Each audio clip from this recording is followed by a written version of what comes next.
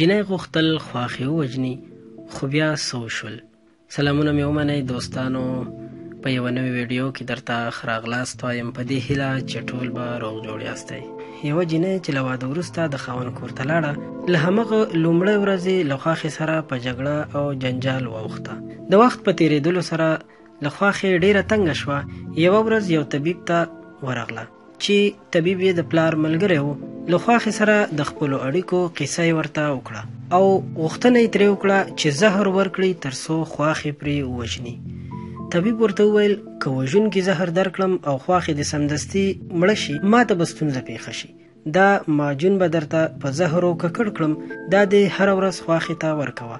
زهر به خپل اغیز په قرار وکړي او خواښې به دې یو څه وخت وروسته مړه شي. خو یو شرط لرم، هغه دا چې په دې ورځو کې به دې له خواښې سره هیڅ قسم جنگ او جنجال نه کوي چې بیا خلک در باندې شکمن کیږي. جنۍ خبره ومنله، کور ته لاړه. خواښې ته به یې هره ورځ په هماغه زهرو ککړ معجون په خوړلو کې ګډوو او په ډېره مینه به یې ورکولو. له څه مودې وروسته یې د خواښې چلند هم بدلون وموندو. جګړه یې په مینه واوښتله. جنۍ بیرته هماغه ډاکټر ته ورغله. ورته یې وویل چې داسې دوایي راکړه چې د زهرو اثر له منځه یوسي. نه غواړم چې خواښې مې مړه شي، اوس را باندې د خپلې مور په شان ګرانه ده. ډاکټر مسکی شو. ورته یې وویل لورې، هغه معجون په زهرو نه و ککړ، زهر ستا په فکر او ذهن کې و. هغه اوس د مینې په دوایي ومینځلی شول.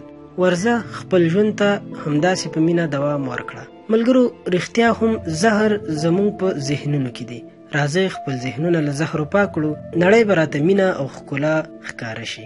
دوستانو، که دا ویډیو مو خوښه شوې وي نو مهرباني وکړئ زموږ چینل سبسکرایب کړئ، د ګورو نشان هم ووهئ چې موږ تاسو ته همدغسې نورې هم په زړه پورې ویډیوګانې جوړې کړو او تاسو ترې خوند او ګټه پورته کړئ. مننه.